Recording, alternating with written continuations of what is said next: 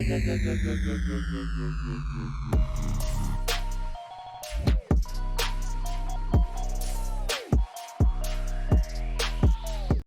back, episode 23, the Green Shiz Talking Shiz podcast. We got PeekDatChu here, been long awaited to sit down with you, man. I think I was probably your 7th subscriber. I think I took a screenshot, sent it to you.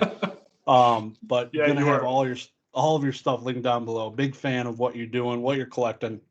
Really wanted to get to know you. Is kind of the point of my whole podcast, interviewing you, the collector, kind of get other people to know you. So if you could just introduce yourself to people that might not who know who you are and kind of what you're doing. Yeah, no, I'm super excited to be on, man. And yeah, I think you were number 7 actually. It was you beat Dan by like 3 spots, so I was pretty Damn pumped about right. it. Damn right. Yeah, so I'm PeekDatChu. If anybody sees like a Nigel Thornberry Pikachu walking around, that's probably me. That's my avatar I'm usually known for. But I have a YouTube channel. I've got a series that I do on there, or just wrapped up actually maybe about a month ago. That I'm doing kind of in seasons where I interview very similar to this, just different collectors, different people around the Pokemon space. Have a season 2 that'll be out later this year. That'll be Pokemon related. I've kind of gone back and forth on if I want to bring some other collectibles and other trading card games into that, and probably will.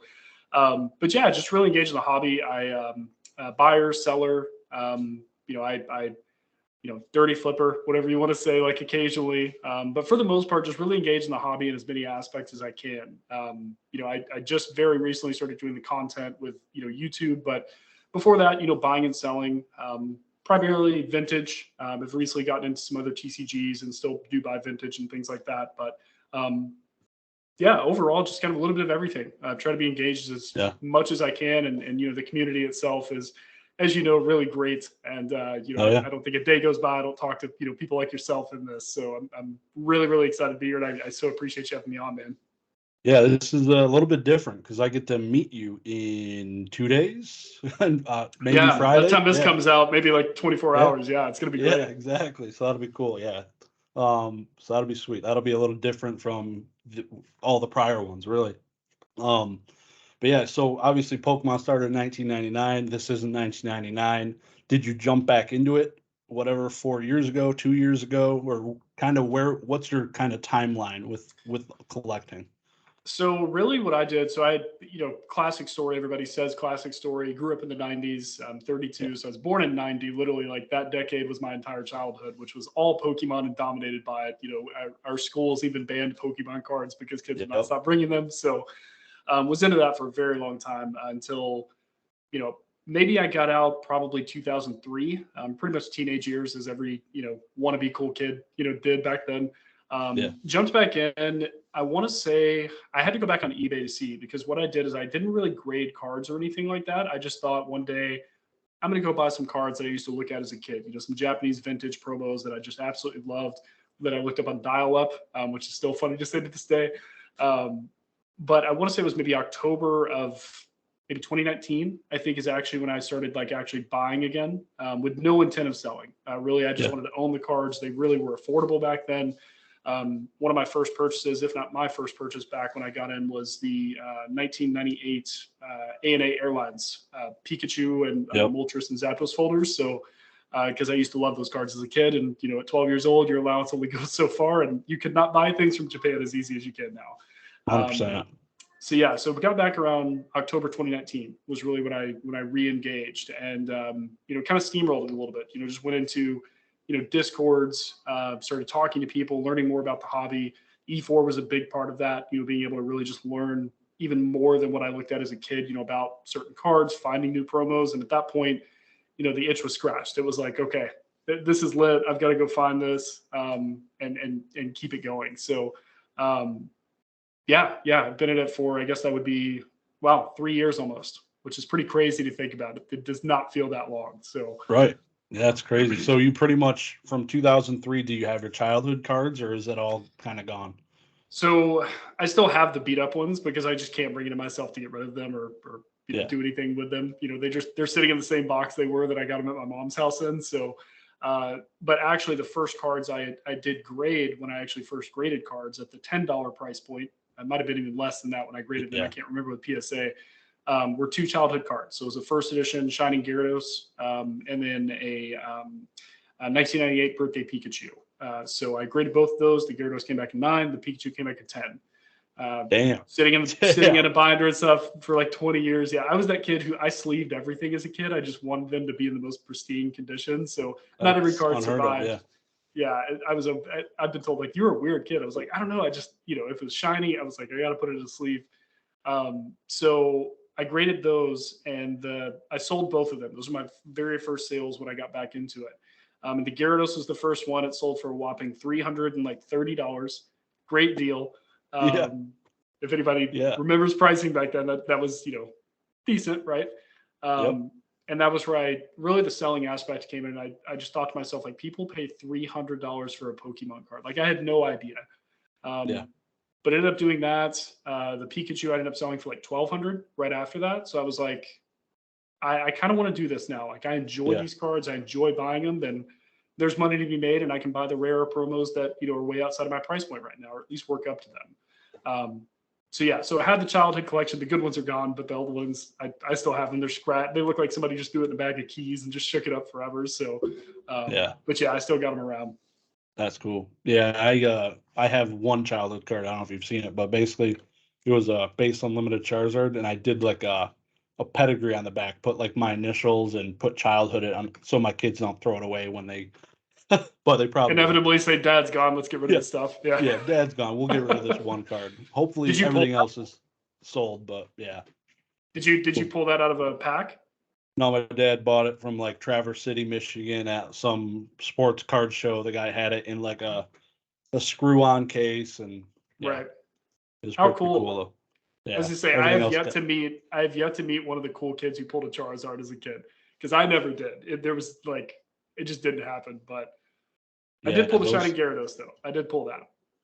Yeah, it's who knows where those people are. There's not a whole lot of them. I maybe remember one kid in my school that had one. So people in my school aren't ripping packs every day, so it's pretty rare to get packs and stuff like that. So yeah, that's crazy though. The Pikachu is insane. Getting mint cards out of your childhood collections, like something I haven't heard of outside of like maybe Echo Based Collectibles, who just has like astounding amounts of everything. Just mountains.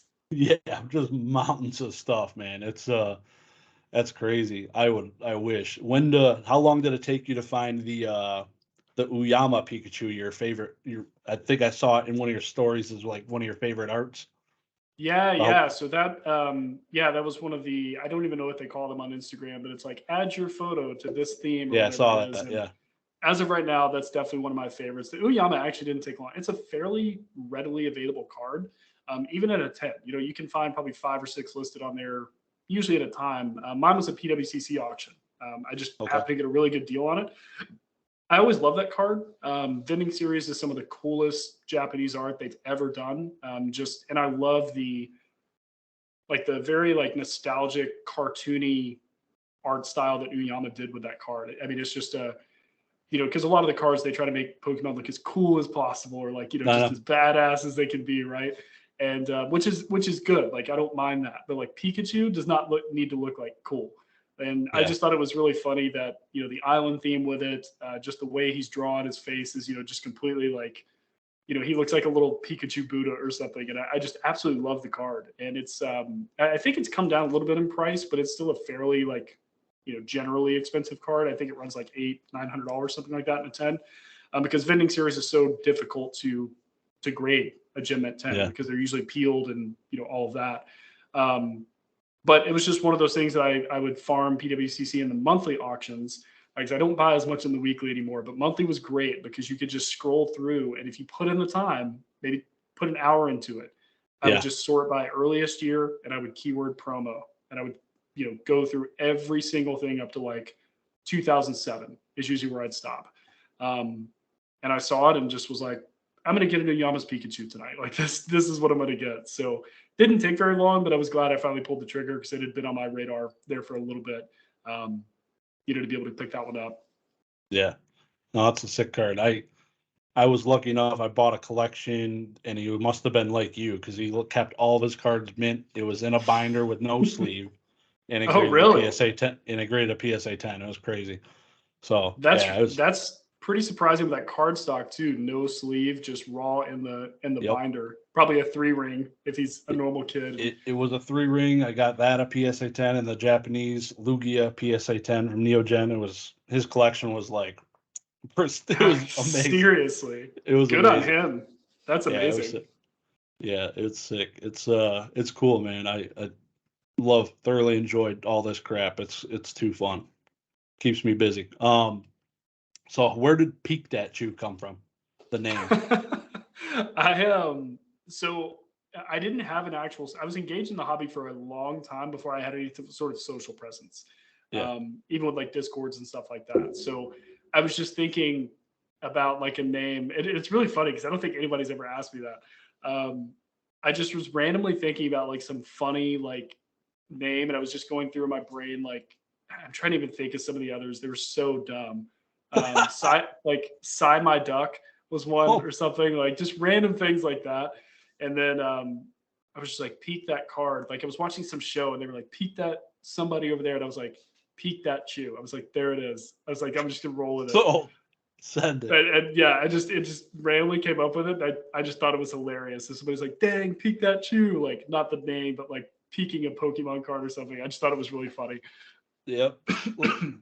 That makes sense. So why Nigel Thornberry instead of like Darwin or Eliza? Who doesn't? Man, you're dropping the names. I love it. Who doesn't love Nigel Thornberry? It's like the funniest cartoon face of all time. And I remember seeing I went through the whole GIF phase of like, Nigel Thornberry and like Pocahontas, where he's like rolling with John Smith, and all of a sudden he turns and it's like his face. And I was just like, I'm going to throw Nigel Thornberry at a Pikachu. And I had seen a Pikachu, the one that I had was my avatar. I recreated it in Photoshop. I found the original like Pikachu body they use, and then I found the original Nigel face because it was very blurry. It was like an old PNG. So I just remade it on there. And I was like, man, I love this. Like, if anybody forgets my name or something, they always recognize like Nigel Thornberry. So just because it's a laugh, it's unique. I think it's, instead of trying to make like letters or some logo, it's like, let's just throw Nigel Thornberry's face on top of Pikachu and like call it a day. Oh, that's awesome. I've watched probably every episode of that show. And then they did like a collab with Rugrats, and that was a good time for TV. That's for sure. Yeah. Died way too soon. So didn't take itself seriously. And just for anybody who like, people probably only know where that face is from, but a show called The Wild Thornberrys on Nickelodeon that I used to watch as a kid, and just that guy was so funny. Like the way his voice matches exactly what you'd expect with a face like that. If anybody hasn't watched it, but yeah, definitely funny. That's cool, man. That's cool. The little origin story for the name too. Yeah, nobody's ever asked me that. So that's you are. I was wondering the other day. I'm like, what the hell is this guy smoking? Like PeekDatChu. Looking at windows and creeping through the neighborhood. What the hell's this guy doing? God, peeking through the tall grass. That's how it works. Exactly. Nigel's always in the tall grass, so it kind of makes sense. Right. So obviously you dabble with other collectibles, Pokemon, and then I saw you posted a TCG. I have no clue what the hell it was in your Instagram story today, I think, or you had commented. I was looking at it, I was like, I can't even zoom in to understand or read the labels. I was like, so what other collectibles and stuff are you into?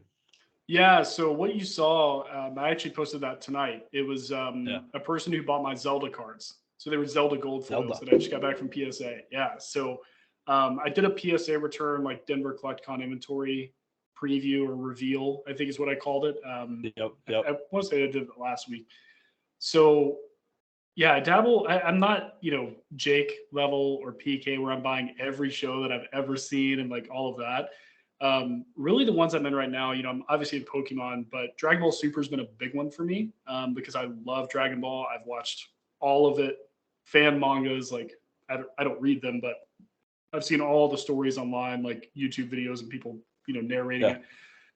Love the show, love the characters. The art is just so fantastic on especially Realm of the Gods, which is the set that actually got me into it last year.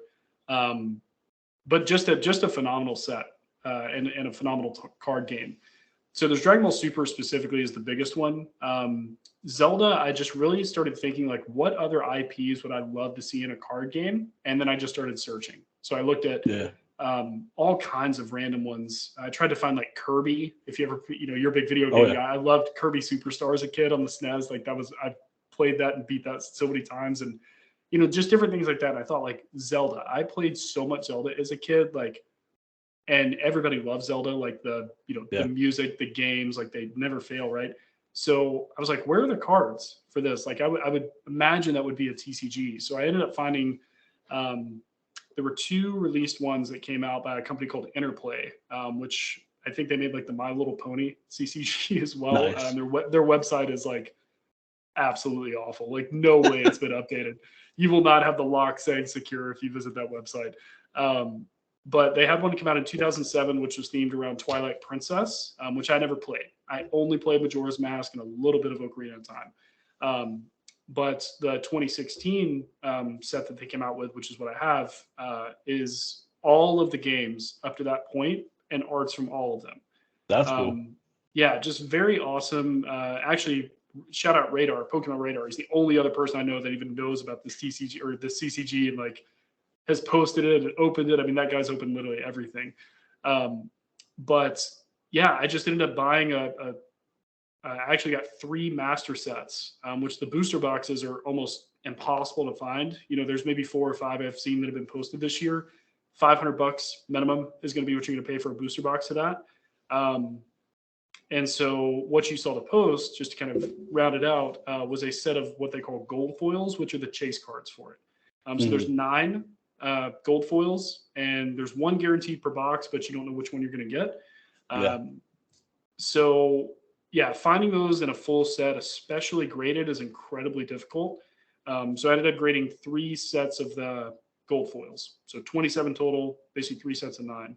And then what I posted was one of the guys who actually reached out to me and saw my video and was like, "Hey, I'd love a full set of these. Like, can we work something out?" So he ended up purchasing those. But yeah, Zelda, just very cool. I shill, Dan Ketchum Collectibles. I give him a hard times. I love Skull Kid, and he knows like I shill it constantly because it's like one of my favorite cards, if not my favorite card out of that entire set.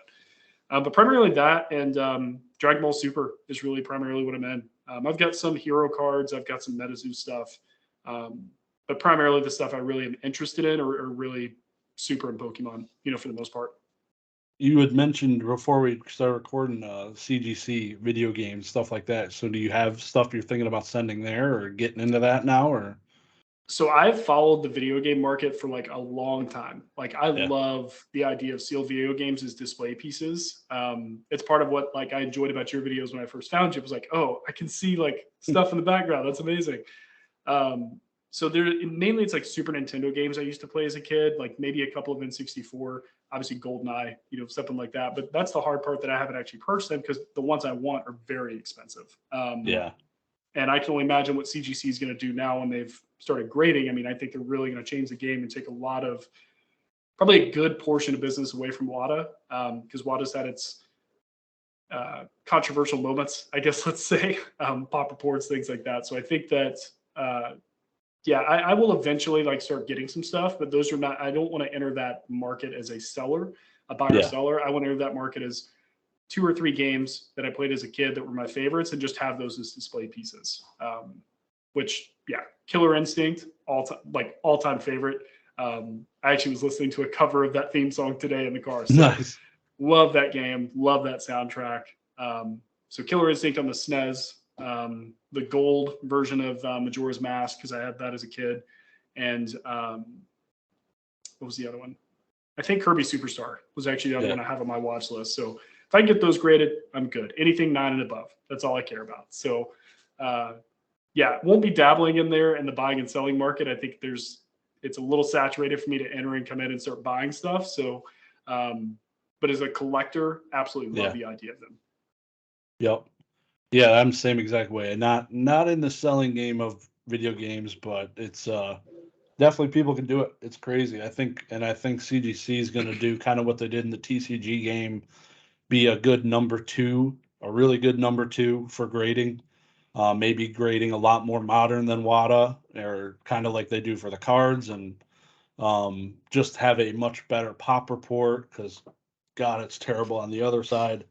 That's what I've At least, heard. I haven't deep dove into it too much, but there were more complaints than compliments about WADA, and you yeah, would think a company with that kind of history would have it figured out, but yep. yeah. And then the VGA company who's been around since like 2008.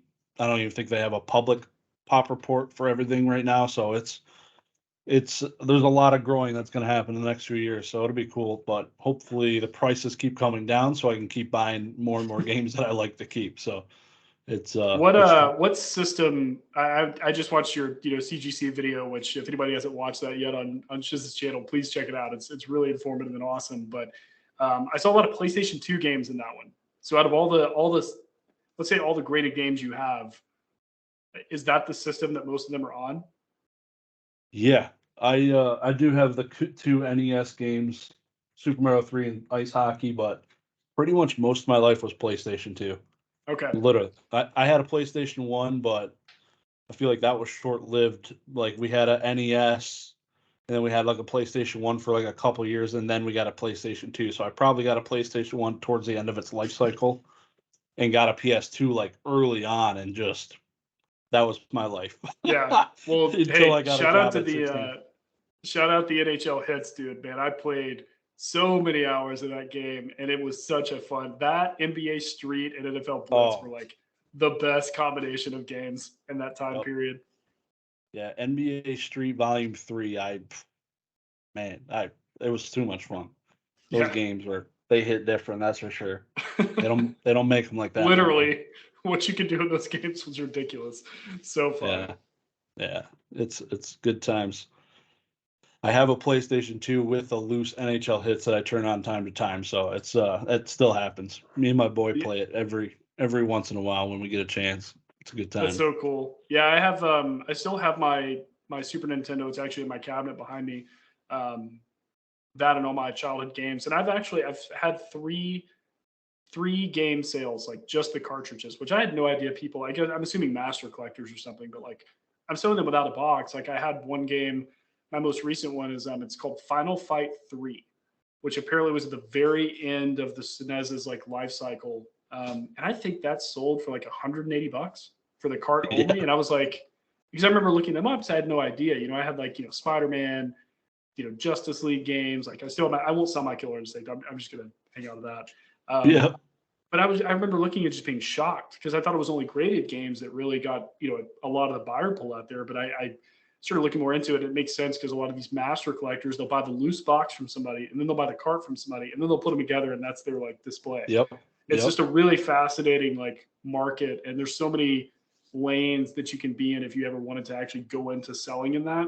Um, I don't know. I thought it was pretty awesome to see. Yeah, that'd be flipping games would be interesting. It'd be fun to be the guy like middlemaning grading games because I Mhm. feel like you wouldn't get nearly as much as like cards. So Sure. if you're like middlemaning CGC grading, like that might be the next play for Z and them, but we'll see what happens there. But yeah, that'd be cool just to see the different games come through, and it's got to be at least like a tenth of the volume you would see with TCGs. So that'd be cool to do. So Dragon Ball confuses the shit out of me. The Um, shiz out of you. yeah, the shiz out of me. Man, I see a card, doesn't matter what it is. I don't know if it's from 1927 or 2023 because I have no knowledge of Dragon Ball. So Dragon Ball Super, just for me to help Mhm. because I want to learn here. Dragon Ball Super is newish. Is there an early 2000s Dragon Ball card game or no? Yes. So my first question is, did you ever watch the show or no? Yeah, I've watched dabbled, maybe the first season, but Okay, that's it. gotcha. So Dragon Ball Z went off the air. Technically, Dragon Ball GT went off the air for like people can correct me in the comments, but like 15 years or something. Long time. Never lost popularity. Like people still engaged in it. They have the old Dragon Ball Z score um, TCG from back in the day. That's a lot of expensive vintage. I really haven't dabbled in it too much, and to be honest, I don't really like the card arts. personally. Like they're screenshots from the show, really. And I've never been a fan of like card games doing that. They're not all of them, but like from what they look like to me when I look at them, I go, that's a screenshot from the TV show. So Dragon Ball Super actually came out in 2017. The card game came out in 2017. And that might have aligned when Dragon Ball Super, which is like the newest season of Dragon Ball, like the story came out as well. Gotcha. So really the main thing is it's a 5-year-old TCG, which a lot of people don't know. A lot of people think Dragon Ball's been around forever, but like Dragon Ball Super, like things you see out there in card games, they are it's new. It's 5 years in. Bandai is, in my opinion, like one of the more difficult companies to follow. They're not socially aware when it comes to using social media and like pushing their games. So there was, when I started looking into other TCGs after Pokemon, I say after, just, you know, I kind of got a little bored, you know, for the most part. I bought a lot of the good vintage promos I liked, and I don't really dabble at all in modern Pokemon. I think a lot of the Pokemon look like objects versus like creative like Pokemon. So I'm not a huge fan of modern. So it was like once you started dabbling in vintage and you kind of start building an inventory, and then all that's left are just very high-end items, which was the case that I was running into.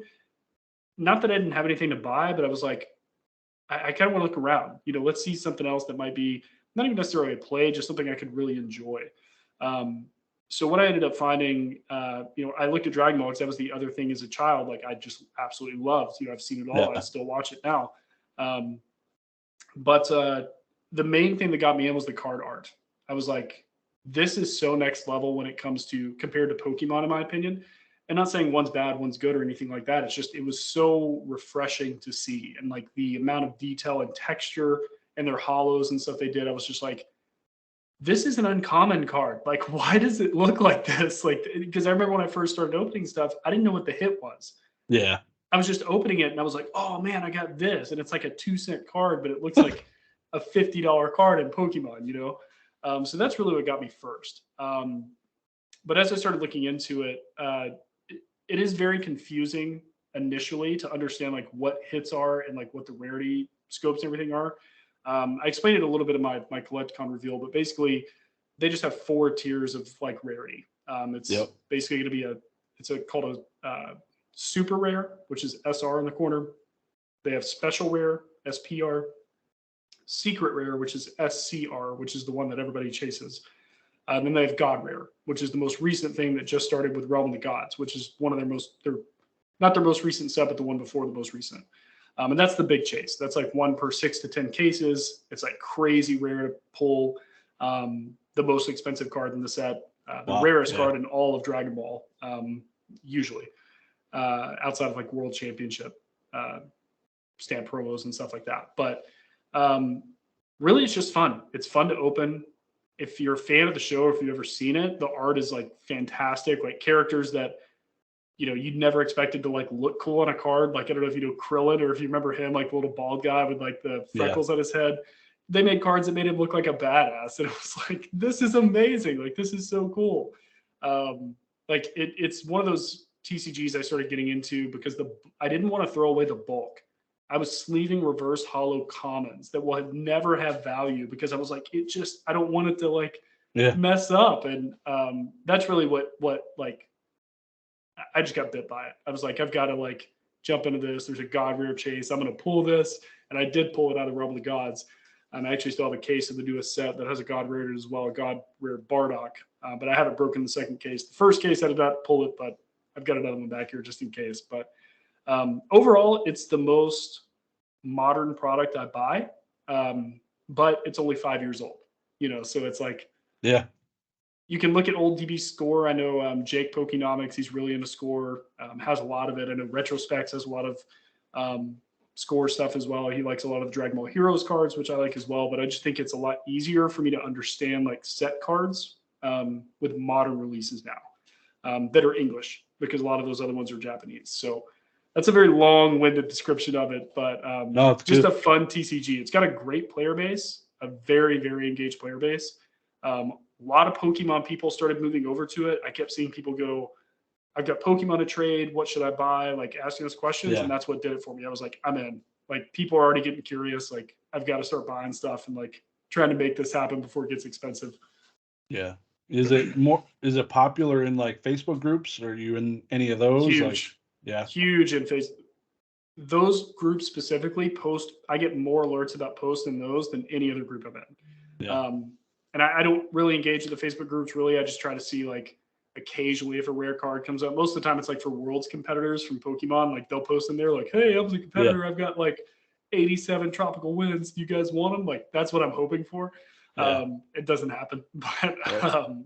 yeah, very active on Facebook, Discords as well. You know, very similar to Pokemon, but primarily it's players talking about the rules of the game and talking about some collectible cards, and it's mainly collectors from other collectibles coming in buying the stuff that's collectible, if that Yep. makes sense. Like players get their Cross cards, they're pollination. happy. Yeah, Very much so. Very much so. Because the cards have to look cool, and they do. And I yeah, think that's what gets a lot of people in. They're like, I know who Goku is.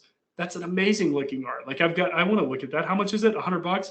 That sounds about right. I'd pay $100 for an art like that. Like that's just how it goes in that game right now. yeah. But yeah. Oh yeah. So no Thornberry TCG, huh? Come on. The disrespect. I feel I like think it there exists. is. I think there is one actually. I think I'm pretty Swami sure told me I've seen about it one. before. Yeah, I haven't dabbled in that. That's not the one I've gone into. That's the one that's, you know, maybe later in life I'll get a black label Nigel and yeah, that'll be my display one day. That's That fun. would be cool. I'll have to get a box drop ship to Swami so you can open it now. Yeah, right. That's funny. Yeah, It's he's got so much stuff in his house, man. He has so many cards, like different cards, different TCGs. One of the reasons like we get along like really well is like talking about these like the other collectibles like channels in these discords, like just a lot of cool stuff. He's a big Marvel guy. yep. But he says he's married to Marvel or like acts like it, but he's got like a lot of different stuff. So Yeah, it's that's another guy I look forward to meeting in Collectacon. I haven't had the pleasure of talking to yet, but it's gonna be Collectacon's gonna be awesome. I'm definitely looking forward to it. And we'll get into that a little bit more at the end here. But your collection goals being in Zelda, Dragon Ball Z, Pokemon, do you have goals in each one, or what are kind of some of the things you're doing now as a dirty flipper, buyer, seller, collector? Like it's a good myself. question. Yeah. It's a good question. Yes, there are cards within each one of those that I would like to have, and I don't care about having any other card in the TCG or CCG. Zelda's easy. I want a PSA 10 Skull Kid out of the set that I have. Mine graded 8s and 9s. 10s are incredibly hard because of, I guess, print lines or something. I sent 27. I got 2 9s and the rest were 8s. So like they're brutal on them. They probably had to, you know, Pawn Stars that can call their Zelda guy because I doubt they Yeah. get. When I did the math, I actually sent in 48% of the entire population in that Yeah. submission. So like, there's not a lot graded, I guess, for lack of a better, you know, description. But a PSA 10 Skull Kid, it's going to be achieved. There's a guy on eBay I just haven't pulled the trigger on yet, but I'm sure I'll buy his in like the next week. So that'll be done. And then, you know, with Dragon Ball, there's a card called Apex of Power. It's got Goku and Vegeta on it. They have a regular version of that card, and then they have the world stamped because they just had their first world championship in 2021. And a lot of people don't know, like that's how recent this thing is. Like the very first one, 2021. Came out right before COVID, so yeah. Yeah. So there is a Apex of Power that I would like at a PSA 10. I had an option to buy it. I want to say it was like 8,500 or something, but I just couldn't like justify tying that much capital into something because I knew that I would get to the point where it's like, what can I buy for $8,500? You know? So I will eventually get to that. It's just, yeah, just working toward it like any other goal, right? Pokemon, most people know this about me. The 99 Tropical Wind is my like end game. When I get that card, like I don't expect a 10 in that. If I could get an 8 or higher, I'm happy with that. Yeah. But that is like the epitome of capturing nostalgia of that hobby for me.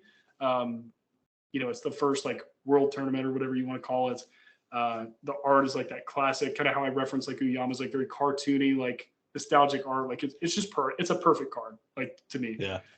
That would be my end goal. Like once I get that, like there is no more collecting like Pokemon for me. There is everything is liquid, everything is sold. and that card I would hold on to. So that would really be my 3. And that's kind of the way that I try to like navigate that, because a lot of people have collection goals with doing master sets and like doing all these cards or like full crystals and stuff like that.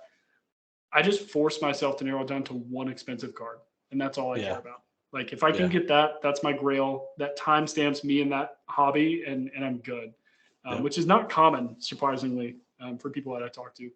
Yeah. So you chasing a Honus Wagner too for baseball or no? Dude, Staying out of that game. I am like the least sports person you will ever meet. Only because I was really into football. Never really was huge into baseball, but watched it. Really big into football, really big into hockey. And then when I cut the cord, like whenever cable was like it and Netflix first came out and all the other streaming stuff, when I cut the cord, all my sports knowledge left that year. Like that was my timestamp, and I was done. But yeah, I no interest in sports cards. Like I think they're fantastic and I think they're very cool. It's just too much. It's kind of like wine, in my opinion. There's so many varieties of the same people on cards that it's just way too much for me to ingest. So it's insane. Yeah. Yeah. I've looked at it.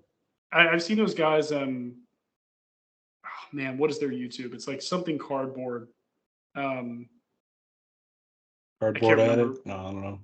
No, they go out. They're big sports card guys, and they went out and bought this collection out of this house, and it was like no joke. Like I think it was like 2 million cards, and they bought it for like $8,500 or something. But it had Honus Wagners. It had stuff. A guy passed away, and like the family wanted to get rid of it.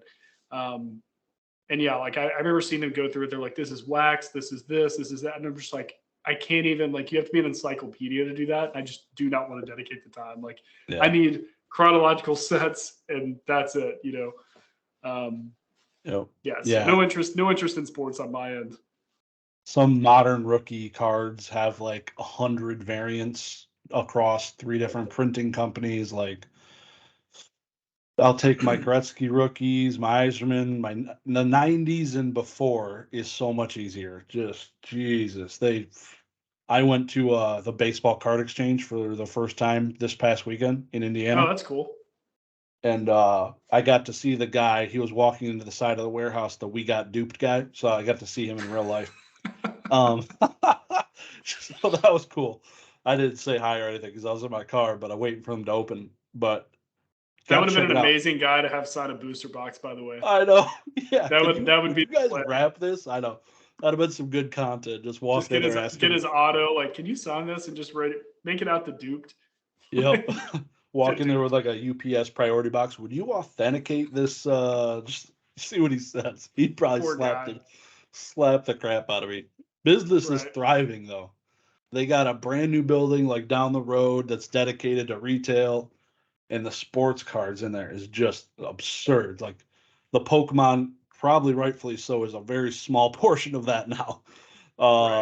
So it's insane. It was cool seeing like Mickey Mantle signatures and the cards in person. So it's awesome. That's sweet stuff.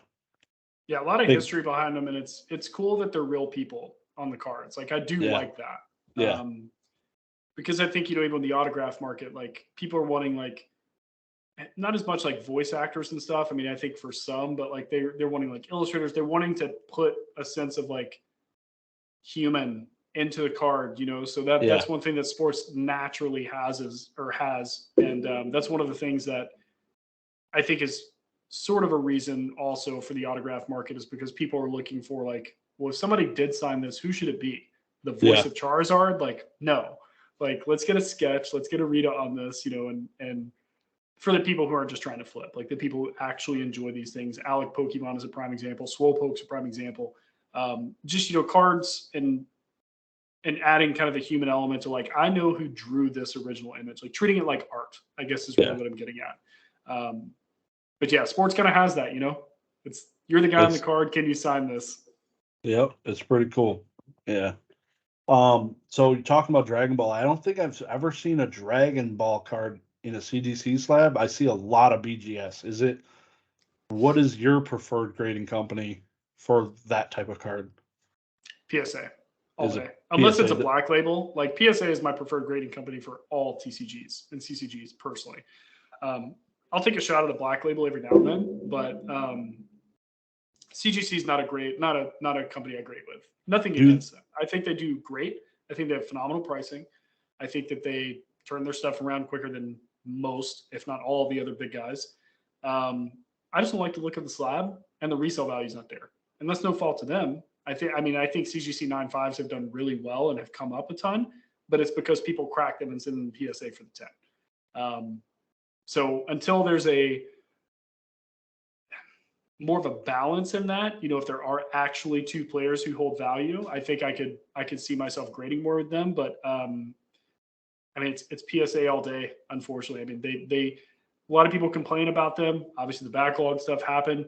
I think the way they're running their business is smart, at least as of right now. Like the way they've actually been able to adapt and really optimize, like getting through backlogs, getting through those $18 submissions. Which, apologize for anybody who's still there. But even mine, it was 90 to 120 days. I think I can't remember. Did you send anything off at 18 or no? No. Basically, anything that's been sent in has been $50 tier level, usually more expensive stuff. I haven't sent any cheaper stuff. Yeah, they went from, I think it was 90 to 120 days is what they estimated, maybe 150 days. I can't remember. They got that. Yep. They got it back to me in less than 3 months. Yep. And, awesome. That's the type of stuff I want. You always want the, under promise, over deliver, like all day. That always makes you feel a little better about it. 100%. But yeah, I don't see too many CGC Dragon Ball cards. It's not something. They love BGS. Like that community loves BGS. Yep. I think it's sports that tend to like SGA, if I'm not mistaken. And obviously they love Beckett as well. But I think SGA has like very interesting like cult followings depending on the collectors and the games that they collect. But yeah, I don't see a lot of CGC just because I think everybody's going for a black label. Everybody wants a BGS 10 and Dragon Ball cards are made very, very well. Like the quality, so that recent submission I got back, I think it was 50 cards, and I had maybe almost 30 probably Dragon Ball cards, 100% PSA 10 rate, 100%. Didn't get a 9, nice. Didn't get it. Every one of them came back at 10. And these are pack pulled from me. I pulled all these cards. So I think it's like, if you have that good of quality control, it's like, I'm going to send this to the people who can get me either a black label or the, PSA 10 is always going to demand the premium. So CGC, I just don't know if they've, with the change in grading standards that did happen, whether they confirm it or not, I think they lost a lot of like collector confidence or buyer seller confidence in that, because who's to say they don't do it again? Yeah. And that's the hard part is, a lot of people got burned on those like early 3-cert 8.5s that, now you're compared to the new age 8.5. Nobody's really paying attention to the certs unless you're really in there. So that's really, I think, my take on that. It's PSA as they're consistently inconsistent.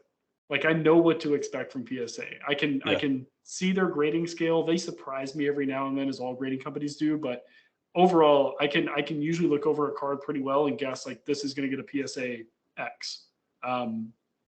CGC I think is great. Their slabs will always sell because they're the pre-grade for PSA. Like I don't care anything about a CGC 10. It means nothing to me because it's not as hard as it used to be. Like I'm sure you remember, and I recall actually Rock Pokemon, who's awesome, makes good content. He I remember his submission was when I knew that they changed the grading standards, because he got a CGC submission back and he had like 10 CGC 10s in it. Yeah. And that was the first one. I had never even seen a CGC 10 at that point. Like maybe I Googled a photo. Like that's how hard it was to find those, right? And then he just had 10 and I was like, what is this? Like something's weird about that. And sure enough, like, the 10s just increased like crazy. I think PeekDatChu fan with gosh, I hate that I can't recall his data website that he made. Pokemetrics? Is it Pokemetrics? Yeah, it may be. I can't remember. PeekDatChu fan is his Instagram handle if anybody checks it out, but probably one of the best market analytic sites that you can use. He tracked that for a good while and saw the percentage increase month by month of how many 10s got added to the pop report. And it was like crazy, like 15, 20% more, like in this weird timeline, like this 3-month timeline. And all that being said, I lost confidence. I love the chase. I also love the hard grade. That's why people grade with Beckett, in my opinion. Yeah. I would never grade with Beckett. I actually can't stand the company. I hate the process. I hate their website. Their pop reports suck. Like, it's just, I will very blatantly say that. It sucks. But they time. have the black label. So like, the black label's cool. It's a cool color. It's awesome to see black and gold. Like, even with the Charizard UPC, like, I have 5 coming. I'm going to send 2 to PSA. I'm going to break open 4. I'll send the cards to 2 sets of them to PSA, 2 of them to BGS. And the only reason they're going to BGS is because if one hits a black label, awesome. So yeah, in order of preference, as far as me actually grading, PSA, BGS, CGC, for sure. Yep. And BGS, you said, is in the crapper, so they're the worst, man. Like, it's the worst experience. Well, only for me grading. For me, my personal take on grading with them, I will never. Yeah. I won't say never. Like, there's cards, like, if I've got an indent, it's getting sent. Like, everybody talks about that, right? Yeah.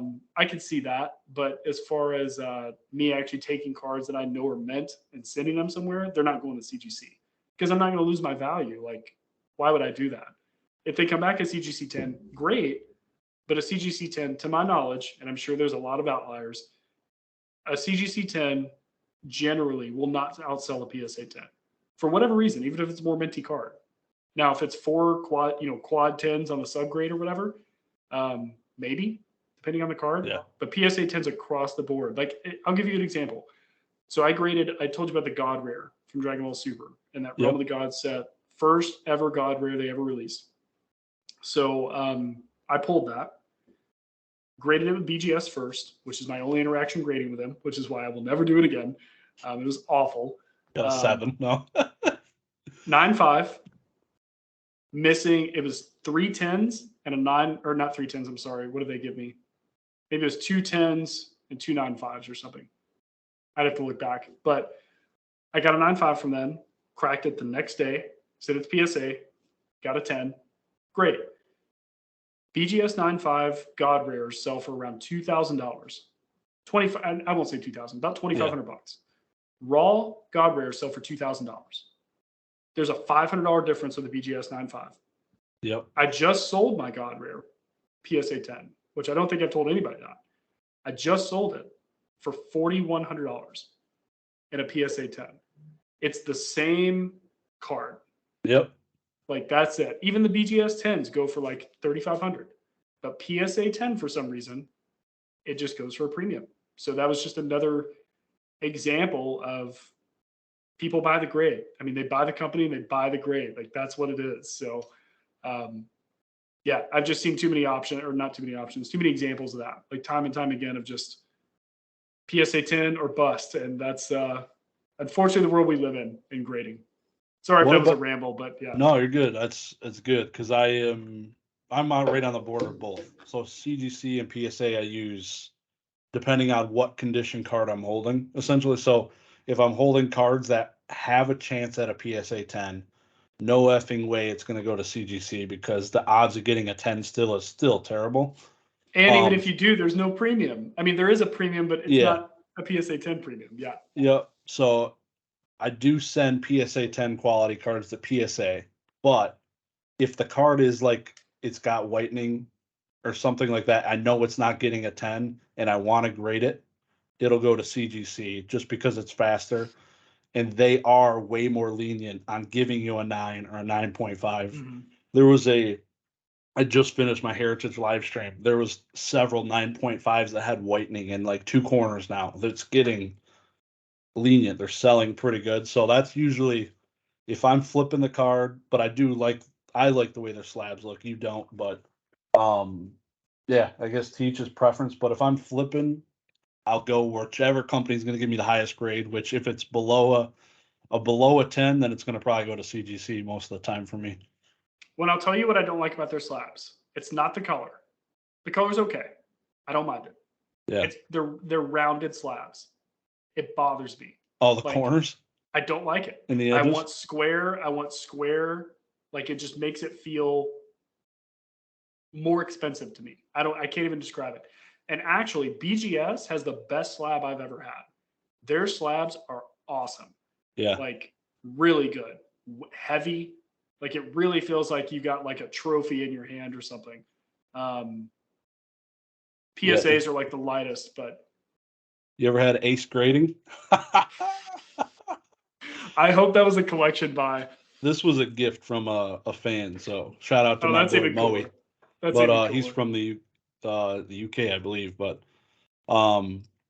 yeah, so they're very, very sharp corners on these too. So these it's pretty nice. It's literally as durable as BGS though, which is kind of nice. Yeah, they've got just those super heavy weighted slabs, which I love it. And it just sucks that the company is the one who owns the slab. Like it's like I would not be surprised if they get purchased in the next year. I'm really not even joking. Like I feel like Fanatics will probably buy them. Radar brought that up, and I started looking up like a lot of stuff about like what Fanatics is doing right now, the big sports company, and I could see them buying BGS because BGS, like what keeps their doors open are sports, like all day, because they can take like all the different sizes of cards, like they grade everything. I mean, it's a really, really good business model. It's just so poorly executed operationally. The website is garbage. I think you did a video on the BGS website, the updated website. Yeah, the updated one, yeah. That's so bad. It's better than it was, but it's still pretty bad. It's not saying much, but yeah, yeah, I would say, yeah, but for CGC, I don't like rounded slabs. I like square cut, like slabs. And they, it stacks weird. I have like 4 CGC slabs right now and that I've bought, and I have to put them on top because they don't stack right. And I don't like that. So that's just more of a personal preference than anything. Nothing against CGC. It's just not my style. But you're going to grade your video games with CGC. Those things look their comic slabs are cool. And then their video game slabs look awesome too. I love their comic book slabs. Like being able to like, I know they're larger versions or whatever, but like, I PSA is like cards for me. Like that's what I care about with that. But I like what CGC does with other things. They're actually going to grade videotapes. I don't know if you knew that. They're going to grade VHSs as well. Yeah. They announced that, which I've already amassed 2 VHS tapes for grading. I got 2 as well. Do you? What do you have? Batman, the original Batman, Michael Keaton. With the just Batman logo on the front? Yeah. Cool display piece. Batman, Robin, and Mr. Freeze. Is that Batman Forever? Yeah. I have Batman Forever. That is so hilarious that you have that because that's literally in my cabinet right now. I saw it there was a like a little antique store here in the city I live in, and or a bookstore actually. They have random stuff in there, and it was $10, sealed, watermarked, and I was like, all right, I'm buying it. And I looked at the resale, and it's like $130, like is what the grades sell for. The graded copies, but it's $65 to grade with IGS, which is the only real. IGS is the one that grades only sealed, and there's another company I can't recall their name, but they grade. Yeah, they grade open and sealed, which is strange. So I don't really have any faith in that. That like turned me off a ton. Yeah, it's weird. So yeah, when CGC does, I'll grade them, but I have that and I have Blair Witch Project watermarked and like the original print and all that because that's like the greatest marketing that ever happened with any movie that ever came out. So if for anybody who doesn't know, Blair Witch Project was like people thought that thing was real. Like grown adults thought this was like found footage that hey, these people were murdered and they just released it in theaters. Like they were like, this is a documentary. So yeah, so that one is those are the 2 that I've got. But I would like to have like the Thing, Predator, stuff like that. But it's nice that CGC is like expanding into that because I think they're looking at, really opportunistic decision. Like they've got people who make opportunistic decisions when it comes to like markets that really aren't tapped into, but there's a lot of people buying and selling in them. So, yeah, I'm a big believer in what they do outside of just cards. Oh yeah. Yep. The YouTube that you started finally that took you way too long to produce and finally launched it in the last couple months. How long ago was it? 3 months ish, 2 months? If that. Yeah. Like, yeah, probably 3 months, I would say. Yeah. Asked for probably like 8 months to start one. And I was like, no, I don't want to do that. And yeah, so probably about 3 months ago I did. Well, I'm glad you finally did, and listened to everybody's wishes, because it put on some great videos, man. Thank The you. I different, appreciate that.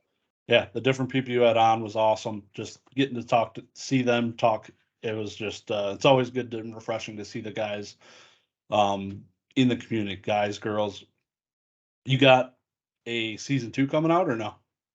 Yeah, I'm gonna do a season 2. I Yeah, just the feedback was so positive, and more people watched and like commented and were like, "This is amazing! Like we're like love this!" Like, and I read all the comments. So I was like, it was just really surprising to me how much positive feedback came back from the series. And whenever I first started like thinking about it, I didn't want to do like what a lot of the content creators do now, which is like, well, let me take a step back. I didn't want to do YouTube full time. I didn't want to have to be addicted to the algorithm and have to like abide by all that. yeah, So when I started thinking about it, I was like, what content would I like to see? And one of the things, and you and I have talked about this, with live streams specifically, which are probably the biggest thing in our hobby, I think. Like there's videos that get tons of views, sure, but like as far as interactions, in my opinion, like my favorite part are like live streams. yeah, But the thing is there's not really there's a big lack of like structure to them as far as like what to talk about, what are we it's just kind of hot potato, different subjects and all that, which is fine. It's fun and yeah, organic. But for myself, when I get into something, I didn't want to like half-ass it. I didn't want to just kind of like lob my way into like a channel that's going to fail like before it even starts because it's just the same as everybody else. I'm just another personality within that. So when I went in, I went very intentional. I had all of the streams booked before I even put out the first video because I was like, I want to just have the schedules like ready to go. And this is probably my Excel brain working because with my work and my job, like that's kind of what I do anyway. Um, but yeah, I just was really motivated to like shine light on some of these people that nobody knows about or even follows or anything. yeah. Um, one of the big examples is John Brooks, Blastoise kid. I don't know if you caught that episode or anybody watched that, but 100%. um, man, like what an interesting, unique history and person to like be able to speak to. And I would mention this to people like, do you know the Blastoise kid guy? Or like, have you seen this? Like they had no idea. And Yeah, he's not going to put out YouTube content. Like that's not his thing. So really the goal of the whole series was, and he was a big inspiration for this, is like I wanted to shine light on, obviously collectors, everybody knows, TCA Gaming and Charlie Herlocker, everybody knows who these guys are. So that was a great finale that we did. I was yeah, so appreciated those guys coming on. But there were a lot of people on there that really didn't have a YouTube presence or like a social presence outside of Instagram. And I just wanted to really just showcase them, as the title says, like collector showcase. Like I wanted to say, hey guys, there are some really big players in this community that we're in that you have no idea who they are because they're not, smashing that like button and like destroying the subscription bell or whatever. yep, Um, but John was one of those guys who like that's actually one of the highest viewed ones that I have, and like the comments are like my jaw was dropping. I can't believe he has all this stuff. Like, and I remember being so excited to get him an Echo based collectible. Shout out to him. He's got a channel. oh yeah, What a pairing, to have those guys. They knew some of the same people, original competitors, like just so cool. So yeah, all of that being said, like all the feedback, I'll do a season 2. I definitely will because originally I was just gonna put it out there and just dip and just be like, cool, enjoy it, hobby, yeah, because part of the intro video is like, buy the hobby for the hobby, meaning that I'm just another guy in the hobby that just said, hey, here's the content I want. Hopefully people enjoy it and it's for the hobby. But there's so many other people that I want to be able to have come on that I was planning on doing in the series because I didn't originally plan on doing seasons or anything, but I just didn't want to have to go like explain to my wife like, hey, I'm going to be doing like 2 or 3 live streams every night for like 6 or 7 months straight. So I was like, I'll just bring them to a season. But I have the list of people like 99% done, who yeah, I'm going to have on for season 2, but I just don't know when I'm going to start it just yet yeah. because October's crazy. Maybe I'll share a few, while we're at Collectacon. I'm not going to spoil anything now, but yeah, there's a definitely a season 2 coming, probably November-ish, maybe Oh yeah. something like that. Yeah, definitely. Also, YouTube, all your links will be linked down below. So then go subscribe, hit the sub button, get prepared, and go watch some of those videos, man. Because that Blastoise kid video was pretty insane. Like you said, did you end up buy anything off him? Because I know he's selling. That's what he's doing, right? So what'd you get off him? Anything?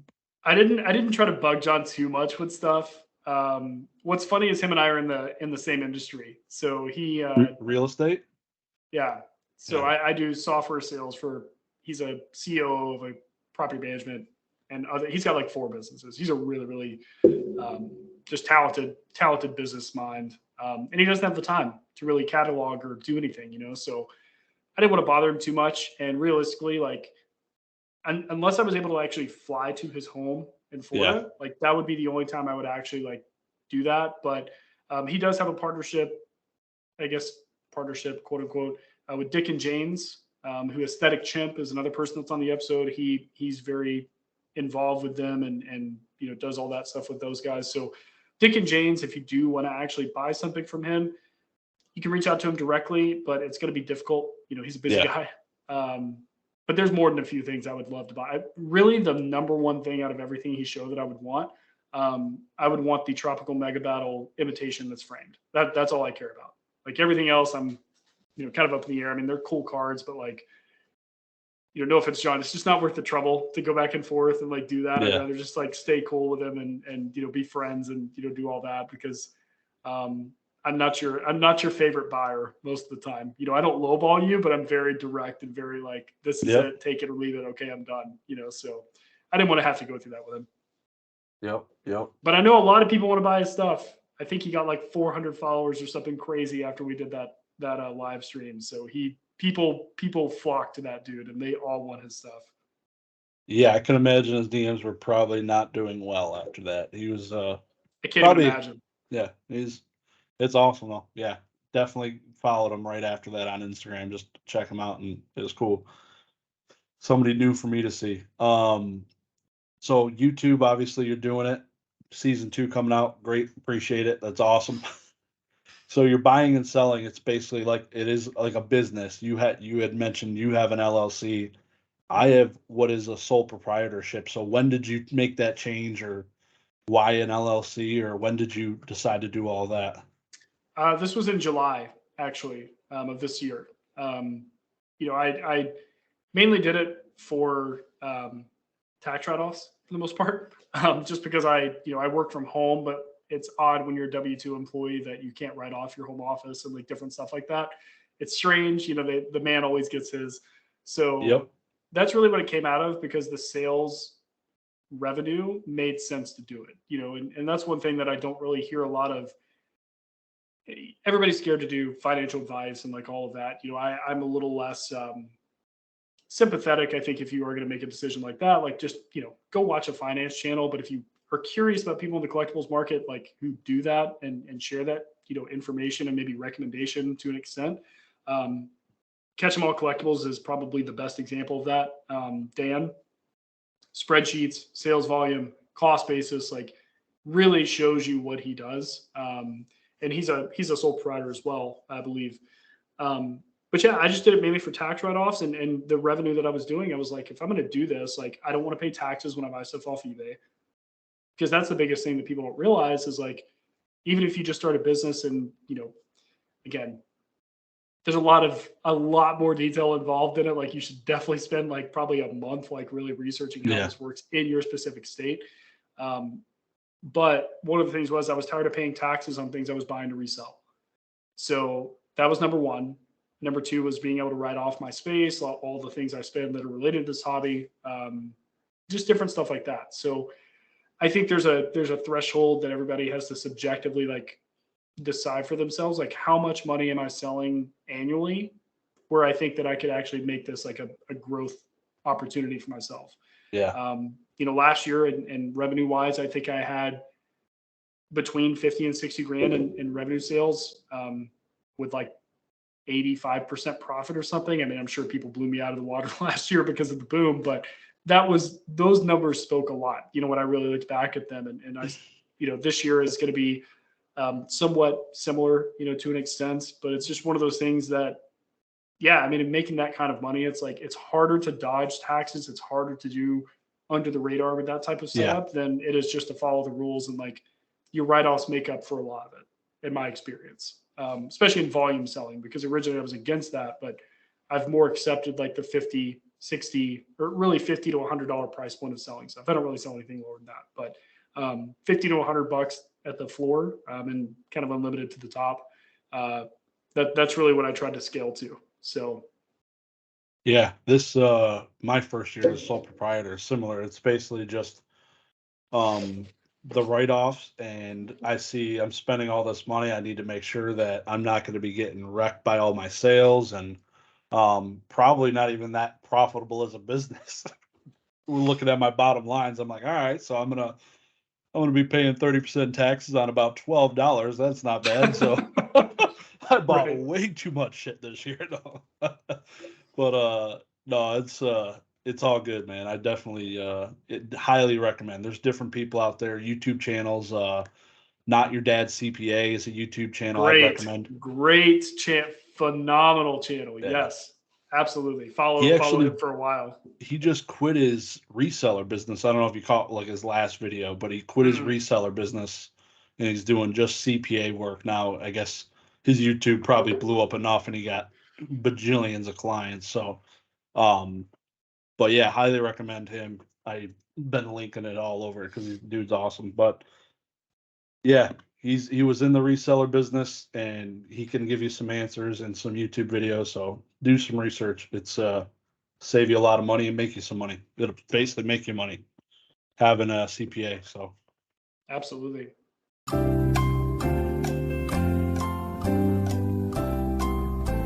this could jump right back into it right here after your 75-minute bathroom break. Quit off. sorry guys. The brown water was running and I had to step away for a minute. My apologies. We talked about other collectibles. I completely forgot that you do collect some type of bourbons and stuff like that. So they don't grade those obviously. So, but you collect them sealed, or what's the whole story on that? So the alcohol collectible world is, I am probably the most versed in that. Like I was very, very involved in it. Still to a degree, but like, so I started in craft beer actually. That was one of the first like true collectibles I started doing, which I'm sure this is like coming as like a weird shock to a lot of people, thinking like people like collect beer. That's so weird. Yeah. Back in the day, like 2011, 12, but really 2011 through like 2015, breweries would release like these amazing beers, but like no one had distribution. Like the alcohol laws in America and specifically Texas where I live are awful. Like you just can't get your product out there. You have to like sell it to your distributor. Your distributor has to sell it back to you, and then you can sell it to like a customer. So it's like a very broken system and just all profit based. But now it's a little bit better. You can buy a lot of stuff. But yeah, I started in craft beer. I had like 3 or 4 trade partners. I would ship different things to the States. I was reselling it. Some numbers for anybody curious. We're talking 12-ounce bottles for $150. 16-ounce bottle was probably my biggest sale. It was $1,200 for that bottle. Just crazy things. Like I've waited in line for like 6 hours to buy a 4-pack of 12-ounce bottles, So like very, very engaged in that. And then, a little bit similar to Pokemon, but different. I had pretty much hit every grail, every goal when it came to like the stuff that people want. So I looked at whiskey and bourbon because I thought it was cool. I was like, who sits in their mahogany chair and like drinks straight bourbon? Why do they do this? So I trained my palate a lot, tried a lot of extremely high proof, like 130, 140 proof bourbons, and really just broke myself in to understand like how to drink it and what to, look for. And then, so there's a distillery, Buffalo Trace, which I'm sure, a lot of people are familiar with. They're like the best out of everybody. But collectible wise, they have a set that comes out every year called the Antique Collection, which is their oldest age bourbons, their best bourbons, honestly, the best whiskey in the world, in my opinion. But it's 5 bottles they release every year, usually in the fall, really right around like probably 2 months from now. They'll start hitting, they'll hit stores. You will not get them. You will not see them on the shelf. Like it doesn't work that way. you have to have a relationship with whoever the owner of the liquor store is, or you have to spend, we have Total Wines in Texas, or people have specs and things like that. You have to spend thousands and thousands of dollars to accumulate points to have the ability to buy them. So I just started buying them. I just started finding them, building relationships in all the Facebook communities. No different than Pokemon. Like, one of the things that I always laugh about is whenever, the boom happened with Pokemon, people were complaining so much about guys like waiting in line, just clearing the shelves, and it had absolutely no effect on me. So I was like, guys, that's what this happens in so many other things, because the alcohol world's the same way. I couldn't tell you how many times I've lined up in front of a Total Wine on Wednesdays here, because that's when they get their shipments. These guys have relationships with the guys driving the trucks, like with the distributors. They're like, the store's like, we don't have any. They're like, yes, you do. Bob dropped it off an hour ago. Like, it's that degree of like dedication. But I've waited in line, 9 a.m. at a liquor store, like not even knowing if they have anything. But then there's like 20 guys there just waiting in line. There's 5 very obvious alcoholic homeless people also there to buy vodka. But, people are like, oh, are you in this group? Like, that's how people would introduce themselves to me. I'm like, yeah. Do you see the drop? Did they say something was coming out? Yeah, I'm here for this. Like, it just same exact thing. It's like a copy paste across. Like a midnight release, shoe release. Yeah. And I do sneakers too. So like, I get kind of a lot of those markets. Like, but yeah, I just got into it and just really enjoyed, like, you do drink them. Like, you don't hold them ransom and keep them in the dusty cellar until the zombies come or anything. It's, you actually do drink them, and you take them in shares. So that's the fun part, is you bring like the rarest bottle to a bottle share with people, and like everybody gets like an ounce pour or something. You get to actually try it. Like, that's one of the more fun things, is like everybody partakes in like your hard work. And then hopefully they bring something rare as well. So yeah, that was my first collectible. Alcohol is my, and that's kind of what got me into the collectible space, I think. Oh yeah.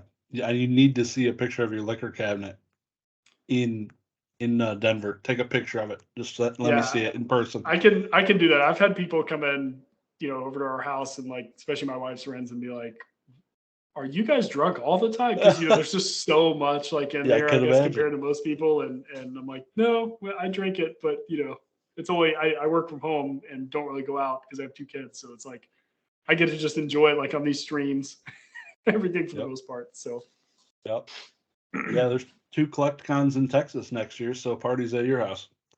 Are there 2? I saw they had announced. I knew Dallas would be one of them, but I didn't know they were doing 2. Houston and Dallas. Yep. Oh, well, I won't be going to Houston. I don't like Houston. It's the microwave of our state. Not a fan even remotely. But I'll be at the one at Dallas. I'll probably try and vend there as well, because that's something that I didn't go to the one that was here this year, so I definitely want to get a little more involved. Oh yeah, no, they're awesome. Yeah, I've been to a handful of them, and it's always a good show. I liked your recap video of I think it was Long Beach, maybe, if I'm not mistaken. Yeah, that was pretty cool. Unfortunately, I don't think we'll have a line blocking our section, so that is one thing I did look at because of your recap video. It was pretty brutal that first day, but I think your position in your guys' area. I told Nick, and Nick knew that when he was picking a section. He's like, "Where's the signature people? Let's not go by them." Yeah, it was Goku for whatever reason. It was the first and only Collectacon he's been to, and just sold out. Just talking about Sean Schimmel. Yeah. I would love to have a signed card from him and Chris Sabat. He's Vegeta. Yeah, those guys are awesome. Really funny, like, people, actually. Like they say he does. I don't think he's uploaded in a couple of years. Sean Schimmel, the guy who plays Goku, but he was doing like Twitch streams and just being so hilarious, like, with it, because voice actors, like, they have the coolest job out of everyone. And he would just do all the voices, like, while he was playing games, and like the comments used to crack me up of, like, imagine playing Call of Duty and Goku, like, he's murking you. Rolls in. Yeah, that'd be pretty hilarious. Great. There's a podcast that I don't know if you ever watched, Even Stevens. Yeah. Christy Carlson Romano has a podcast on YouTube where she talks with Will Friedle from Boy Meets World, and they always have they have voiceover people come on. So they have like the Rugrats and all these different people that did cartoon characters. It's pretty cool. It's definitely pretty entertaining stuff. That's cool because I've listened to like Pod Meets World because I grew up on Boy Meets World as well. So they have like Yep. Will Friedle and which Sean from Boy Meets World is like the greatest real name of all time. Yep. Ryder Strong. Ryder his Strong, name. yeah. I think the last movie he was in like whatever that movie was, Cabin Fever. I think was the last movie I saw him in. It was like a crazy horror movie, but yeah, Will Friedle's awesome. He was Batman. People don't know he was Batman Beyond. So that's a cool cartoon character, right? Yeah. Yeah. He was the voice for Batman Beyond, which is pretty awesome. So yeah, that's cool. I might have checked that out. I didn't know they had a podcast. They brought out voice actors because I love like Steve Bloom. He was the robot from Toonami. For anybody who used to watch that back in the day, like Steve Bloom has the most epic natural voice of anyone ever. He was Cowboy Bebop. It basically like it was just his voice. So yeah, he's great. Hell yeah. So you had mentioned getting a signature at you would get a signature from that gentleman, Goku and Vegeta. Would you pay for multiple tickets, get back in line, or what's your stance on all the signature stuff going on? Man, the SIG market is so crazy. I'm so thankful. One of the episodes of Collector Showcase is Swolepoke and Aesthetic Chimp Cole and Jeremy, two of the best minds in the signature game, like by far. The guys have been in it for a lot longer than this like boom that's going on. No, I have no interest in entering the autograph market from a seller standpoint. I would much rather have a personalized like piece for me. But that being said, I don't care to get an illustrator's autograph. I don't care about that. I appreciate their work. Maybe Arita because he's like super cool. He's like the coolest illustrator in Pokemon. Like, you know, he's just got like drip to him. Like, he's just like, I do this. Like, and he makes the rounds, like for sure. He chills. Yeah. Yeah. Yeah, for sure. Maybe like I'm a Cooney because I do have a card of him, like his, I have a PSA 9 of his like trainer card where he's like this from like 1997, which he's the one on the card, which is the only reason I would want the SIG. But no, I illustrators don't excite me. I do like the idea of voice actors personally, not in Pokemon and other CCGs, TCGs personally. But yeah, it's, I guess my thoughts on it, it's unfortunate, but not unexpected. I mean, it's no different than anything else. You know, this is super rare. This stonks hard. We will do things to make a few $100s. Like that's just what it is. And, you know, it's unfortunate. I feel more bad for the illustrators that have to do the events. I mean, you know, you've seen Arita like with his, he just did a signing in France. Obviously the one he did in, I think it was Orlando or somewhere, maybe in Florida, or maybe it was a different spot. I can't remember. Yeah. People hiding in the bushes to catch him at his hotel room to get signatures. Like that's not a true fan. That's not people who are there to get a personalized signature. That's somebody there like doing really terrible things for only $500. You know what I mean? I just, I think it's unfortunate. I think the flame will die down quickly in that market. I do not see that continue to do what it's doing for the long term. I think realistically, and I've had conversations with multiple people on this who are really in that game. I think that what's going to happen are one of two things. I think that we are going to get extraordinarily expensive signature prices if you want to get something done, combined with providing an ID with your name on it. And that's the only thing that you can have personalized. You can't make it out to Pikachu. You can't make it out to the hobby. Like, you know, it's got to be like your name. Either that's going to happen with certain illustrators because it's a great profit generation for them, or you're not going to get signing events at all.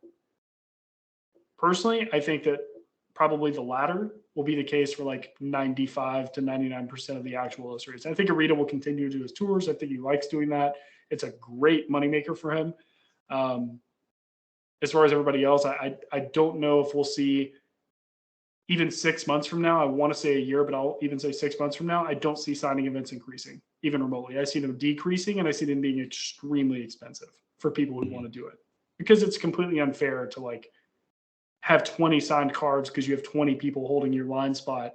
I'm not against it. Capitalism's going to capitalism, like do your thing. Like if you've got people who will do that, more power to you, like take advantage of the system if you want. I just think it breaks it for everybody else, for the people who are actually there to get personalizations.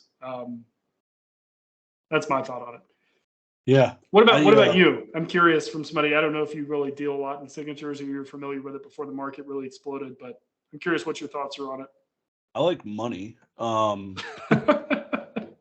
I like standing in a long line, I couldn't bring it'd be tough for me to get in a line at 4 a.m., get and wait for an Arita signature, unless it was something that I was just doing for myself.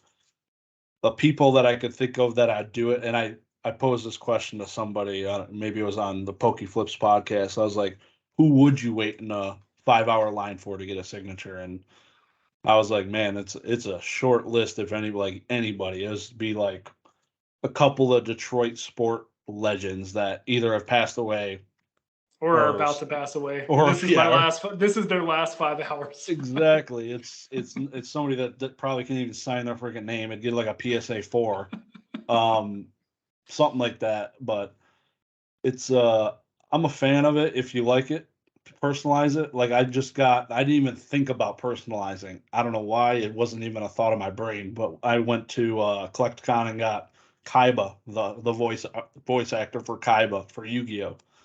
Signed cool. one of my cards that he uses in the anime, and that was cool. Just getting him to sign that, and after he did it, I blew on it, and it just smeared everywhere. No. It was like a white paint pen.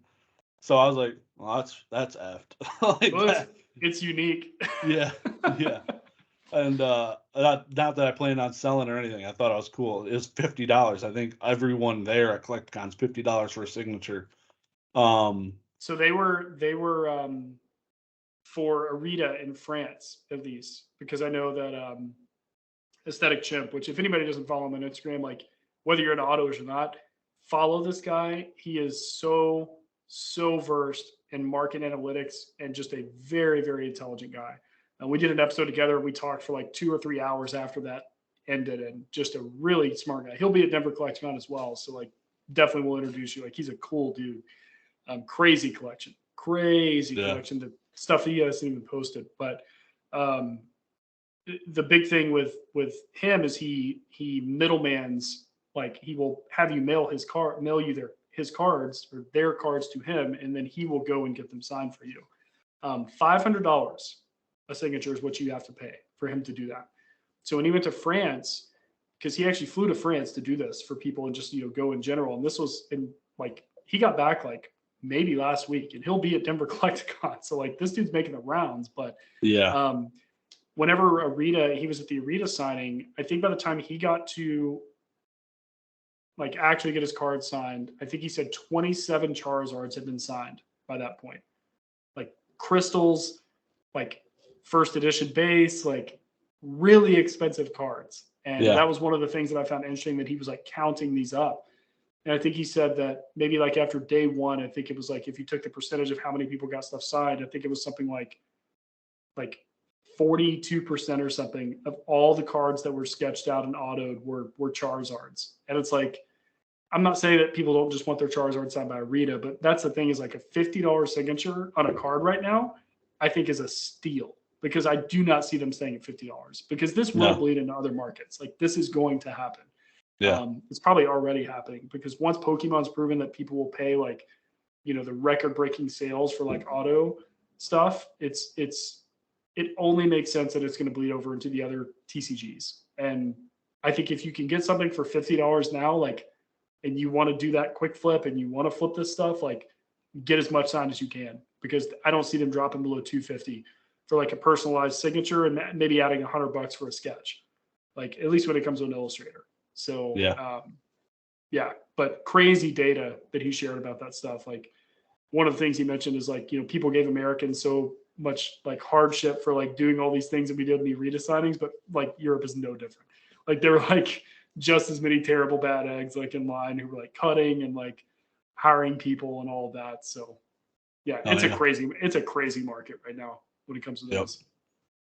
What about because like related, there's prize cards in obviously Yu-Gi-Oh, Pokemon.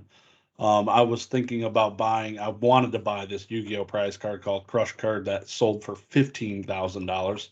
and I didn't want to fork that money over for a CGC 7. Was that on PWCC?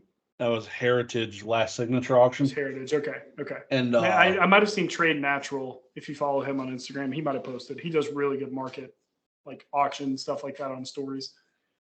yeah, I was not a buyer at that price. Below that, but basically it's a card you win for winning one of the Shonen Jump championships, usually like a 2,000 player tournament. And if I would have won that, I probably would have cracked it out and tried to find the winner of the card for them to sign the card that they won. And that card they ended up playing with, because it usually when you won these tournaments, you got a card that was just OP and it went into your deck and you used it. So that card got play. You could see it kept getting pushed down in the sleeve, had the indent on the top. So that would have been something I would do. Would you ever do that, you think, with like a Pokemon trophy card? No. Yeah. Don't care about the competitors even remotely. Like not in that way. I mean, I appreciate and respect everything you've done. I've talked to many like worlds competitors just in buying and selling and just in general. I don't think that the player really matters, in my opinion. I don't follow it. I think if any player is probably going to get any notoriety in Pokemon, it's probably going to be people who win the video game tournaments. And you know, I'll even ask, like, do you know the name of a winner of a Pokemon World Championship in the last 10 years? You asking me? Hell no. Yeah. Okay. I know that's Yu-Gi-Oh! What I mean. Like, ones, but not Pokemon. well, that's what I mean. So like, it doesn't matter. The cards are what matter in Pokemon, which is why people chase these and pay crazy prices for them. The illustrator, I can understand. As far as a trophy card like that, like having a signature on it, the only one that I would love to have is, I mentioned earlier, that Apex of Power would drop Dragon Ball Super has Goku and Vegeta on it. If I could have Chris Sabat and Sean Schimmel and grade that, authenticate it, I would keep that personally forever. And you will almost never hear me say that. Like I would not sell that, because that is like the definition of my childhood right there. That'd be sick. But when it comes to Pokemon, I have no interest in the signature market when it comes to that. I don't care who signs what. I don't follow the voice actors. Don't really, like, there's none that really stand out to me. Like I know Veronica, like, who played Ash for a long time. Like she's a cool like person. Like I've enjoyed watching her interviews and stuff. I don't care about the Jason Page signatures. Come on. Yeah, but yeah, beyond that, there's not anything in Pokemon that I think outweighs the cards. Like the illustrators are cool. That's the one that I think is very cool. But it's anyone beyond an illustrator? No, I don't think it has any sentimental value to me. Like the only, maybe somebody who worked for like Creatures back in the day, or like Game Freak, like that would be cool to have them sign like a note, not a trophy card, but like, you know, a card that related to like Game Freak, or a card that related to like Cerulean City or something, like just something that has to do with like, you know, you can kind of tie the two together, but nothing from a resale standpoint or something to stonk it. No way, in my opinion. Yep. It's crazy. Like when I was at Baseball Card Exchange, the price of like signed baseballs, bats, hockey sticks is dirt cheap compared to like cards. Like I could get a signed game played Steve Eisman hockey stick for like $120, or I could get a PSA 9 rookie card for $120. Like PSA 10's a few thousand, but it's just insane how cheap I feel like signatures and different things are looked at, and it's crazy. Like a Mickey Mantle. Go ahead. I was just saying, there's levels to signatures though. Yeah, that's the thing. They're no different than set cards. This from this set is more expensive than this from this set. Depending on the signature, like sports signatures, I'm surprised they're so expensive. I mean, think of how many game played sticks probably have signatures on them. Think of how many baseballs have signatures on them. That's been a thing since like the beginning of baseball. So there's no rarity really to them. Sure, if you get a really iconic player, maybe like a whole team the year they won the World Series, like I get, you know, you've checked a lot of different boxes, not just the signature box. But, you know, there's Pokemon illustrators specifically that, you know, Nishida, actually, I'm pretty confident it was Nishida. She's done like one private signing event and signed 40 cards like in her entire career. So like having that amount of like limited supply that people are actually know about, like that's expensive. Like that should be expensive. There's 40 out there. Hockey sticks, hundreds at least, you know. And plus, where are you going to mount a hockey stick? You know, that's kind of my thought is like, you can encapsulate a card, you can display it, you can buy a graded guard, like you can do all that. Yeah, big open wall, basically, but yeah. Yeah. You'd have to be a really big sports collector. And at that point, you're not buying it to sell, you're buying it to collect. Like you'd have to be very, very into it for a personal collection item. In my opinion, again, I'm not in that market, just more my opinion from the outside looking in. Yeah, what do you feel about grading signatures? You think would you be like an authentication guy, or would you want the number? How do you mean? Oh, you mean how I would grade it? How I would grade it?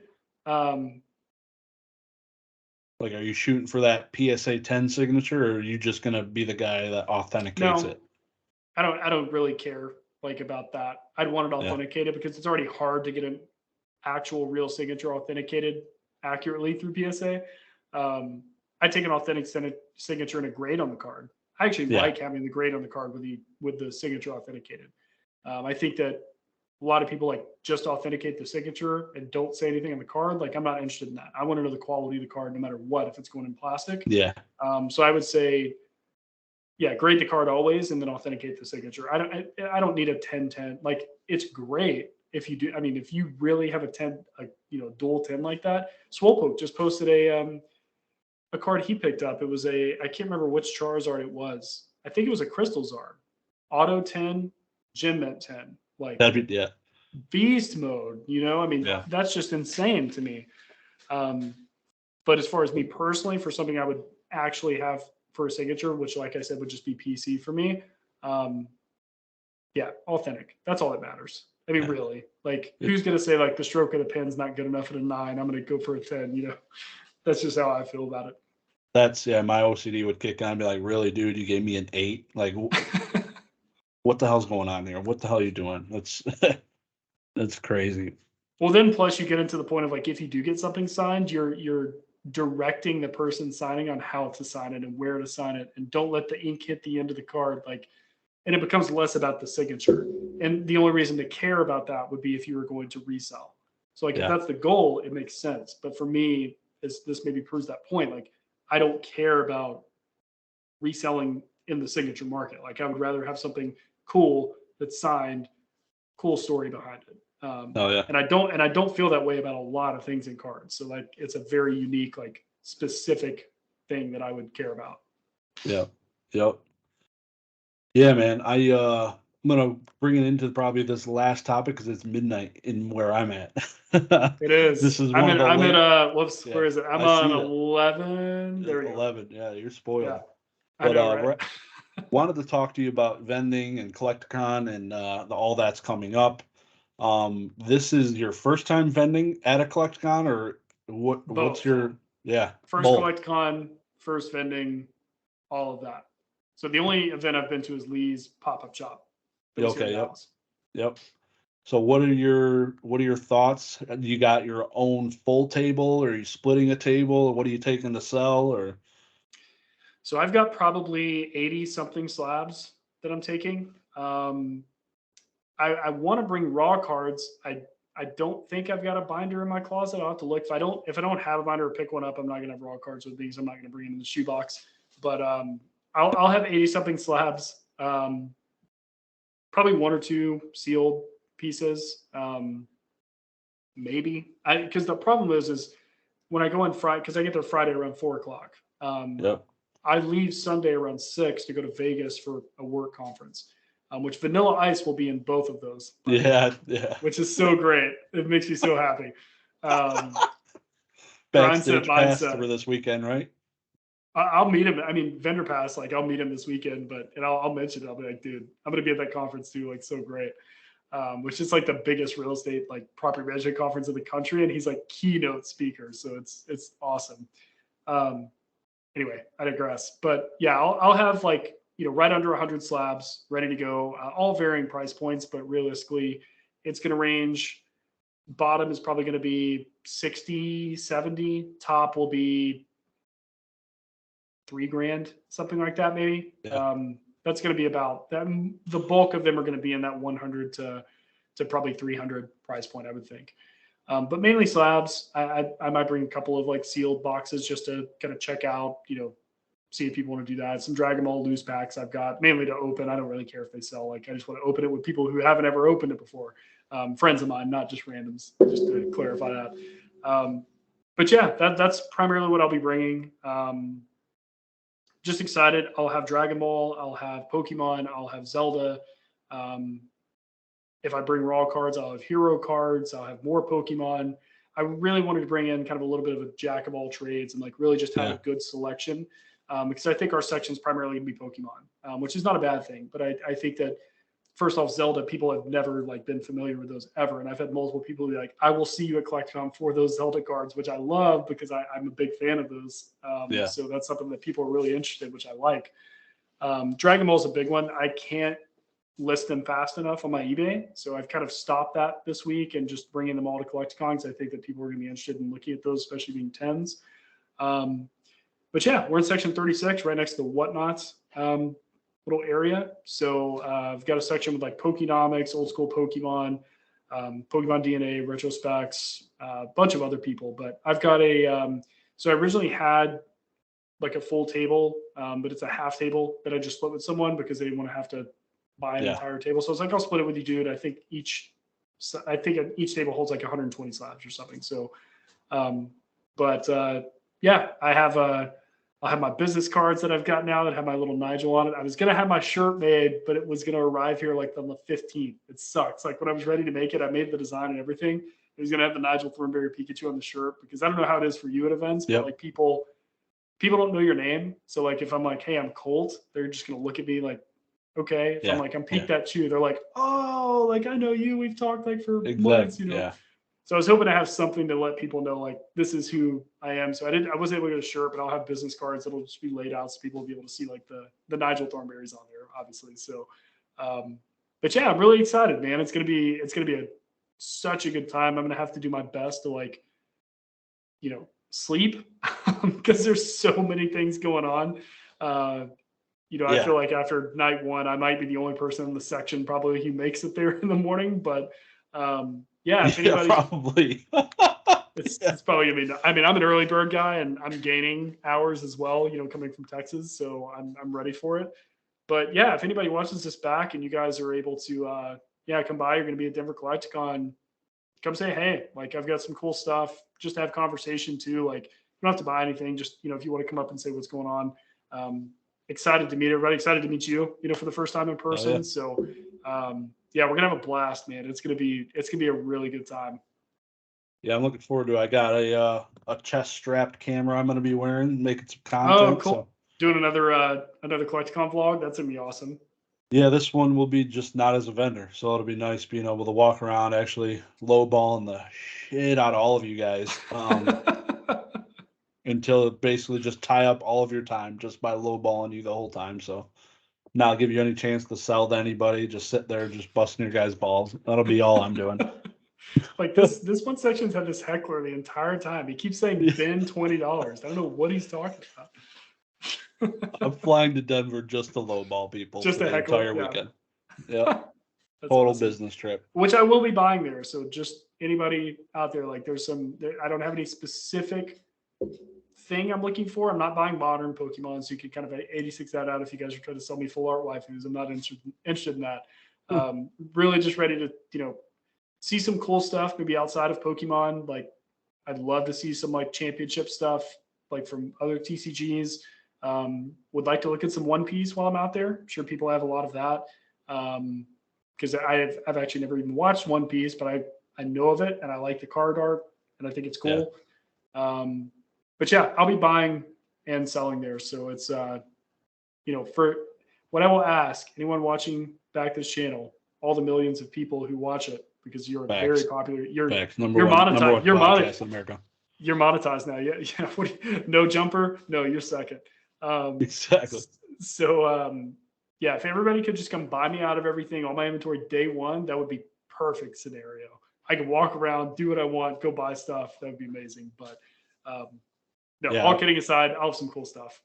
Hell yeah, definitely take the time though to have somebody babysit so you can take a walk and a lap, because there's it's a collector's event. There's tons of crazy stuff that you'll want to spend some money on. It's everything you can imagine. Mhm. Not like there's more and more Yu-Gi-Oh now, which that stuff sold like crazy because there's barely any of it. So you probably will see a bunch of success with some of the stuff that a lot of people aren't selling. So it'll be awesome, man. Definitely look forward to meeting you and most of the other crew that Yeah, is man. deciding to make it There's out to this one. so many people Yeah. that I know of, even outside of like the Pokenomics Discord, just people I've talked to for like a year plus on Instagram that like they're going. It's going to be hard to like I know. see everybody, and that's going to be my struggle of like wanting to just hang out, you know. So hopefully the trade nights are going to be packed. Like that's what I'm Yeah. hoping, so I can just wander and like say what's up to everybody. So we'll see. But anybody watching back, I'll have plenty of like Instagram stories. You know, Shiz will have a full vlog. He'll be doing it a lot more professional than I will. But yeah, it should be a really great time. And if anybody's around, you know, at Collectacon, like come by. You'll see Shiz, you know, heckling us in the corner, and I'll be at my section. You know, he'll be lowballing me in my ear the whole time. So yeah, I'm pretty excited, man. It's gonna be a great time. Definitely. But I appreciate you coming on, man. I definitely thoroughly enjoyed it. Pleasure finally meeting you, talking to you in virtual person. But That's the new it's age good. person now. Yeah, it's good to finally do it because it's been a long time coming. So appreciate you again making YouTube, putting the content out that we all wanted. Awesome stuff. Keep it up. Great. Love the collection. Awesome, dude. Appreciate you again. Thank you so much, man. I really enjoyed the conversation as well, and been looking forward to this pretty much all week. So I was yeah, I'm excited to be able to have, you know, good conversation, and pumped to meet you in Denver, dude. It's gonna be a fun time. Hopefully not all documented. So we'll have a blast. So. No, I got coworkers and family to watch this, so I don't document some of the night stuff. But yeah, right. Yeah. But thanks again, man. I will talk to you soon. All right. All right, man. Take it easy. All right. Peace.